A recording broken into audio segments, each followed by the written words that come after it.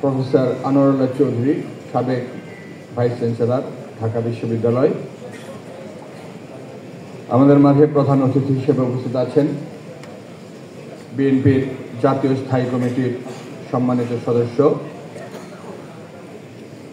জনাব সালাউদ্দিন আহমেদ। প্রধান বক্তা হিসেবে উপস্থিত আছেন বিএনপির সিনিয়র যুগ্ম মহাসচিব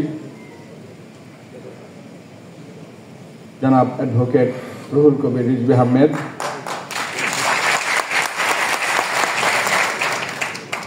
উপস্থিত আছেন বিশেষ অতিথি হিসেবে বিএনপির সংগ্রামী যুগ্ম মহাসচিব হাবিবুল নবী খান সোহেল,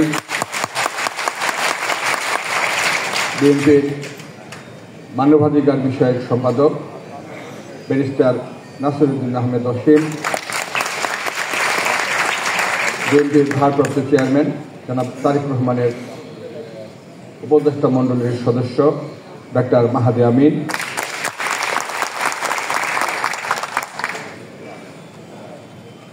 উপস্থিত নেতৃবৃন্দ, আসসালামু আলাইকুম। গণতন্ত্র পুনরুদ্ধারের দেশনেত্রী বেগম খালেদা জিয়া এবং তারেক রহমান, এই বিষয়ে বক্তব্য রাখতে গেলে আসলে অনেক সময়ের প্রয়োজন। আমার পরে অনেক নেতৃবৃন্দ রয়েছেন, তাদের জ্ঞানগর্ভ আলোচনা এবং নির্দেশনাটি আমাদের আগামী দিনের জাতীয়তাবাদী শক্তির রাজনীতির জন্য পথ দেখানোর কাজে গুরুত্বপূর্ণ ভূমিকা রাখবে। ওনারাই আলোচনা করবেন। আমরা যারা জাতীয়তাবাদী দলের কর্মী, আমরা যারা শহীদ রাষ্ট্রপতি জিয়া রহমানের আদর্শকে বুকে ধারণ করে রাজনীতি করার চেষ্টা করি, তাদের কাছে আমরা শহীদ রাষ্ট্রপতি জিয়া রহমানকে রাজনীতি সেভাবে পাইনি। আমরা যখন অনেক ছোট, তখন জিয়া রহমানকে দেখার সৌভাগ্য হয়েছিল, যখন স্কুলে পড়ি, ক্লাস 3-তে সম্ভবত তখন। এবং জিয়া রহমানের যে একটা বড় গুণ ছিল, উনি যেখানে যেতেন সবাইকে উনি টাচ করতেন। হ্যান্ডশেক করতে না পারলেও দুহাত দিয়ে ছাত্রদেরকে, জনগণকে টাচ করতেন। সেই সৌভাগ্যবান আমিও একজন। আমার স্কুলের সামনে দিয়ে যখন শহীদ রাষ্ট্রপতি জিয়া রহমান যান, আমি তখন শহীদ ফারুক ইকবাল স্কুলে পড়ি মালিবাগে, আমারও সৌভাগ্য হয়েছিল জিয়া রহমানের হাত থেকে টাচ করার। তখন থেকে এই জিয়া মনের মধ্যে গেঁথে দিয়েছে। সেই সাফারি পরা, যে প্রেমের সানগ্লাস, একজন সুদর্শন রাষ্ট্রনায়ক, সে থেকেই শুরু। আসলে পরবর্তীতে যখন ছাত্র রাজনীতিতে আমরা ইনভলভ হয়ে পেয়েছি সেই 90-এর গণ আন্দোলন। আমি তখন ঢাকা কলেজে পড়ি, সেখান থেকে শুরু। 87, 88, 89 থেকে আমরা ঢাকা বিশ্ববিদ্যালয়ে ভর্তি হই। 90-এর সেই আন্দোলনগুলিতে আমাদের দেখার সৌভাগ্য হচ্ছিল। বিপ্লবের সূচনা এবং তারুণ্যের যে শক্তি, সেটার যে সম্মেলন, সেটাকে কিন্তু শুরু করেছিলেন দেশনেত্রী বেগম খালেদা জিয়া। অথচ উনি ছিলেন নিতান্ত একজন গৃহবধূ।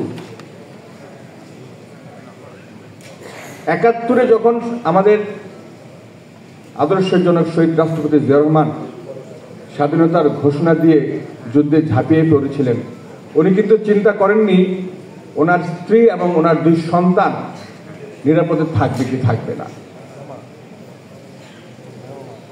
উনি যুদ্ধ করেছেন। দেশনেত্রী বেগম খালেদা জিয়া গ্রেপ্তার ছিলেন।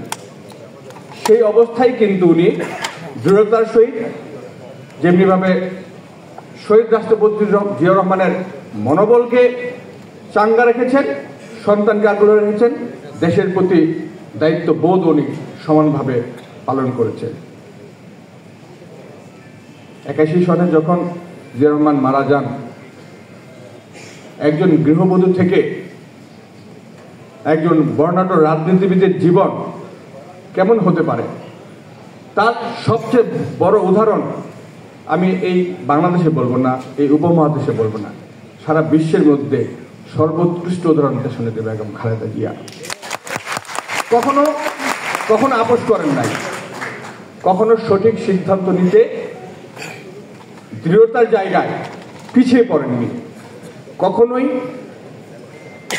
অন্যায় এবং ষড়যন্ত্রের সাথে কম্প্রোমাইজ করেনি। আর এই কারণেই সারাটা জীবন ওনাকে লড়াই করতে হয়েছে বাংলাদেশের মানুষের জন্য, বাংলাদেশের গণতন্ত্রের জন্য, বাংলাদেশের মানুষের বেঁচে থাকার অধিকার প্রতিষ্ঠা করার জন্য। এবং দেশনেত্রী বেগম খালেদা জিয়ার এই আপোষহীন মনোভাব এবং দৃঢ়তা বারবার বাংলাদেশকে, বাংলাদেশের গণতন্ত্রকে সঠিক ট্র্যাকে ফিরিয়ে আনার জন্য অনবদ্য ভূমিকা রেখেছে।